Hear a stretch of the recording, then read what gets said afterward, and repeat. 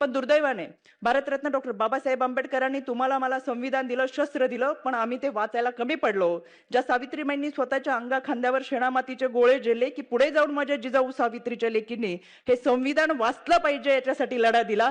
पण मला कुणाच्या भावना दुखवायच्या नाही, पण आवर्जून सांगायचंय, आम्ही जरा पोथ्या पुराणांमध्ये जास्त अडकलो आणि म्हणून संविधान आमचं अजूनही वाचायचं राहिलंय. ना ना ना, आम्ही नाही, तुम्ही अडकलाय भोंदूगिरीत. काय त्या संविधानाच्या बाता. ऐका मग, भारतीय संविधानानुसार वैज्ञानिक दृष्टिकोन जोपासणं हे नागरिकांचं आणि सरकारचं कर्तव्य आहे. सरकारमधली जर व्यक्ती असल्या व्यक्तींच्या पाया पडत असेल तर ते संविधानातल्या धर्मनिरपेक्षतेच्या तत्वांच्या विरोधात आहे. त्यामुळे संविधान, डॉक्टर बाबासाहेब आंबेडकर यांचं नाव जे जे राजकारणी राजकीय स्वार्थासाठी फक्त घेत आहेत ना, ते कधी ना कधी या राजकारणांवरच बुमरँग होणार आहे. महाराष्ट्र राज्यातल्या आताच्या माजी, पण जेव्हा हे प्रकरण समोर आलं तेव्हा महिला आयोगाच्या ज्या अध्यक्षा होत्या त्या रुपाली चाकणकर. आज महाराष्ट्राला त्यांचे इतके वर्ष कोण गुरु होते हे कळलंय. मला जन्मात येऊन करायचंय का हे सांगणारे गुरुमाऊली तुम्ही, म्हणून मी तुमच्या समोर उभी आहे. तुम्ही थर्ड क्लास आहात आणि अशा बाईंना ज्या इतके अघोरी प्रकार करतात त्या बाईंना मला एकच सांगायचंय, खबरदार तुम्ही पांडुरंगाचं नाव जरी काढलं तर. महाराष्ट्र राज्याच्या महिला आयोगाच्या अध्यक्षपदावर असताना रुपाली चाकणकर ज्यांच्याबद्दल बोलतायत ना, तो आहे त्याच महाराष्ट्र राज्यातल्या महिलांवर लैंगिक शोषण करणारा अशोक खरात. खरात आणि चाकणकर यांचे आता हे फोटो घराघरात पोहोचलेले आहेत. एप्स्टीन केस कशी जगातल्या सगळ्या घराघरात पोहोचली आहे.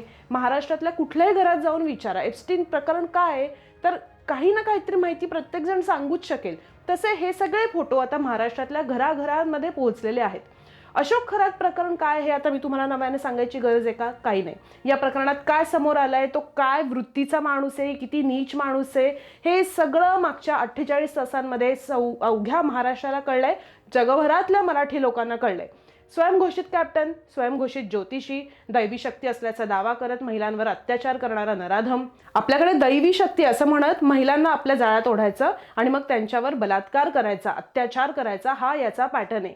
की एका महिलेनं खरातच्या विरोधात नाशिक पोलिसांकडे तक्रार केली. या महिलेचं लग्न व्हावं म्हणून तिला ज्योतिष मार्गदर्शन करणं, त्याच्यासाठी तिला पेढा दिला त्यानं प्रसाद म्हणून, आणि त्यानंतर तिला गुंगी आली. त्या अवस्थेचा फायदा घेऊन त्यानं तिच्यावर लैंगिक अत्याचार केले असं या महिलेनं या तक्रारीत म्हटलंय. सगळी ही FIR आता बाहेर आलेली आहे. काय काय या खरातनं या महिलेबरोबर केलं. लग्न झालं तिचं त्याच्यानंतर तरी सुद्धा नवऱ्याला काही होऊ नये म्हणून माझी प्रेयसी हो असा दबाव तिच्यावर आणला असं या महिलेनं या तक्रारीत म्हटलंय. आणि यानंतर आता अशोक खरातला अटक झाली.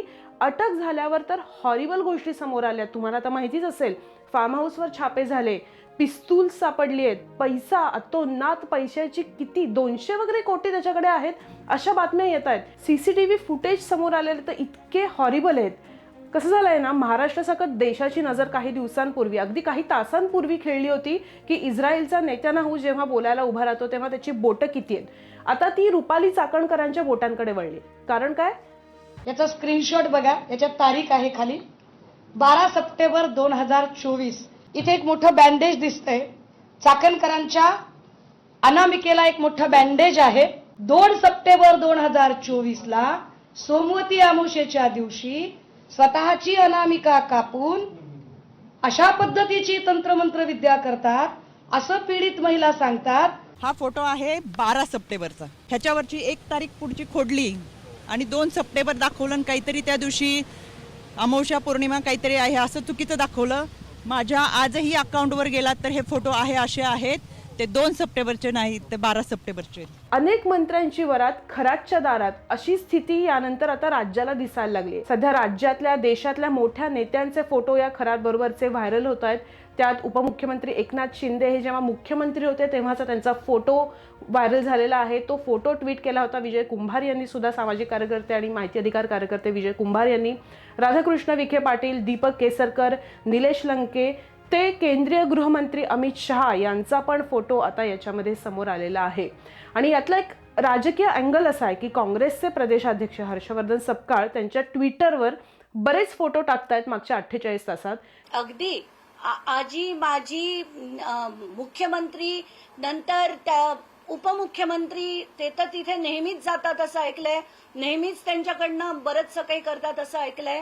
दुसरीकडे संजय राऊत यांनी मात्र मुख्यमंत्री देवेंद्र फडणवीस यांचं कौतुक केलंय. ते काय म्हटलेत बघा. मुख्यमंत्र्यांनी याबाबतची साफसफाई जर सुरू केली असेल तर ते कौतुकास पात्र आहे. महाराष्ट्राच्या मंत्रिमंडळातील म्हणजे देवेंद्र फडणवीसजी यांच्या कॅबिनेटमधील अनेक मंत्र्यांचे हे गुरु महाराज आहेत. त्याच्यामुळे फडणवीसांच्या सरकारमधले अर्धे मंत्री तणावाखाली आहेत. कशासाठी इकडे अधिकारी यायचे, अधिकाऱ्यांचे प्रश्न काय होते की त्यांना भविष्य जाणून घ्यायचं होतं. म्हणजे स्पर्धा परीक्षातनं या लेवलला बसलेले अधिकारी, त्यांना त्यांचं भविष्य या नराधमाकडनं जाणून घ्यायचं होतं. उपजिल्हाधिकारी कोण होणार, अप्पर जिल्हाधिकारी म्हणून प्रमोशन कधी मिळेल, पोलीस उप अधीक्षक पदावर पोस्टिंग कुठे मिळेल, हे सगळे प्रश्न घेऊन हे अधिकारी या खरातकडे जायचे. या खरातला गुरुदक्षिणा काय हवी असायची तर अधिकाऱ्यांच्या पत्नी आणि खरातची पत्नी प्लॉट पार्टनर असायच्या. म्हणजे काय हे मोठं गौड बंगाल असेल आणि हे केवढं मोठं रॅकेट असेल ह्याची कल्पना येते तुम्हाला. कसं आहे ना, आतापर्यंत राजकारण, पैसा या गोष्टी एका वाक्यात आणण्याची सवय राजकीय नेत्यांनी अनफॉर्च्युनेटली जनतेला लावलेलीच होती. पण राजकारण, पैसा आणि बलात्कार या तिन्ही गोष्टी एका वाक्यात यापुढे घेतल्या जातील असं सो कॉल्ड पुरोगामी म्हणवणाऱ्या महाराष्ट्रात दिसतंय. आणि या प्रकरणाला जर महाराष्ट्रातला एप्स्टीन म्हणायचं असेल तर याच्या शेजारी जे राजकीय नेते उभेत त्यांना काय म्हणायचं, गिस्लेन मॅक्सवेल. ॲक्च्युली ना, या एप्स्टीन आणि खरात प्रकरणात एक मेजर फरक आहे. जागतिक एप्स्टीन केसमध्ये चर्चेत आलेले चेहरे म्हणजे बिल गेट्स, डोनाल्ड ट्रम्प वगैरे या लोकांची एप्स्टीन बरोबरची मैत्री नीच होती. पण त्याहून खालची पातळी ॲक्च्युली आपल्याकडच्या राजकारण्यांनी काही गाठलेली आहे. त्याहून खालची असं मी याच्यासाठी म्हणते कारण तो गेट्स, ट्रम्प किंवा हे तरी म्हणतायत की एप्स्टीन सोबतची मैत्री ही चुकीची होती. अपोलॉजीज म्हणजे हे सगळं बोलणं पण एक राजकीय ढकोसलेबाजीच आहे. पण तरी मराठीत म्हणतात ना, जनाची नाही तर मनाची तरी किमान. पण यार, महाराष्ट्रातला जो चेहरा या नराधमाबरोबर दिसतोय, जो म्हणतो याचं खरं तर वैयक्तिक आयुष्य आम्हाला माहितीच नव्हतं, ती बाजू आम्हाला माहितीच नव्हती, कधीतरी समोरासमोर येतो, फोटो काढणं होतं. अरे यार, माफी मागा महाराष्ट्राची, राजीनामा द्या. चूक झालो, आम्ही त्यांना भेटलो, चूक झाली, आम्ही त्यांच्याबरोबरचे फोटो काढले, चूक झाली, आम्ही त्यांच्या मागे लागलो, आमचा सगळ्यात चुकीचा तो निर्णय होता की त्यांच्याबरोबर आमचे संबंध ठेवणं. एवढं तरी किमान म्हणा यार. म्हणजे जनाची नाही तर मनाची तरी लाज आपल्याकडच्या राजकारण्यांकडे उरली आहे का. कसं आहे, तिकडे त्या एप्स्टीननं बायकांच्या देहावर बलात्कार केला, या एप्स्टीननं देहाबरोबर बायकांच्या धार्मिक श्रद्धेवर पण बलात्कार केला. ज्या महाराष्ट्रात दाभोळकर, पानसरे या सामाजिक कार्यकर्त्यांनी आपला जीव गमावला, जो महाराष्ट्र स्वतःला पुरोगामी म्हणवतो, त्या महाराष्ट्रात हा असला माणूस निपजावा यासारखं दुसरं दुर्दैव कुठलंही नसावं. आता अशी बातमी येते की अशोक खरातच्या सिन्नरमधल्या शिवनिका संस्थानासाठी दररोज 39 लाख लिटर पाणी देण्याचा निर्णय तत्कालीन सरकारनं घेतला होता. त्यानुसार नाशिकच्या दारणा धरणातून तब्बल 48 किलोमीटरची पाईपलाईन टाकून हे पाणी पुरवण्याचा घाट घातल्याची माहिती समोर येते.